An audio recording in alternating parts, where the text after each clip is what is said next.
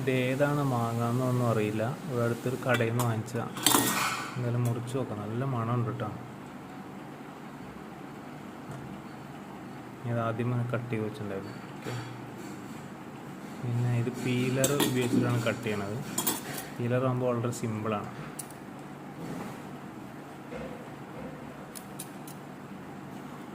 നല്ല കളറാണ്.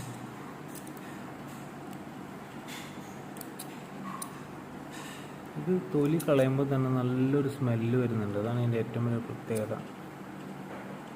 ഈ മാങ്ങ ഏതാണെന്ന് അറിയാവുന്നവരൊക്കെ ഒന്ന് പറഞ്ഞു തന്നു കേട്ടോ. സൂപ്പർ സ്മെല്ലാണ്.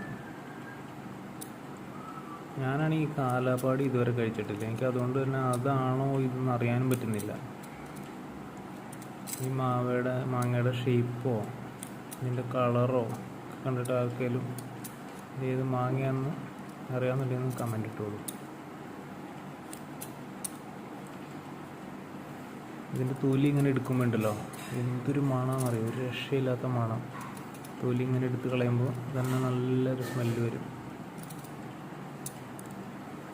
മാങ്ങ ആയിക്കഴിഞ്ഞാൽ ഇതുപോലെ ഇരിക്കണം. അതുപോലെ നല്ല സ്മെല്ലുണ്ടാവണം.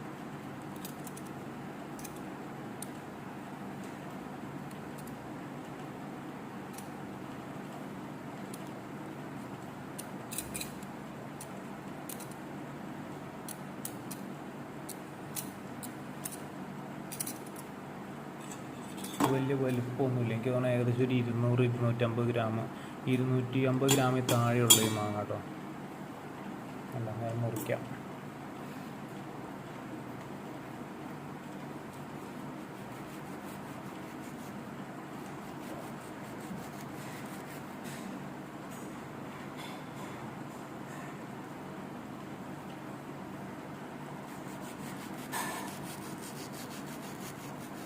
അത്യാവശ്യം ഒരു ഫൈബർ കണ്ടൻ്റുള്ള മാങ്ങയാണ് കേട്ടോ.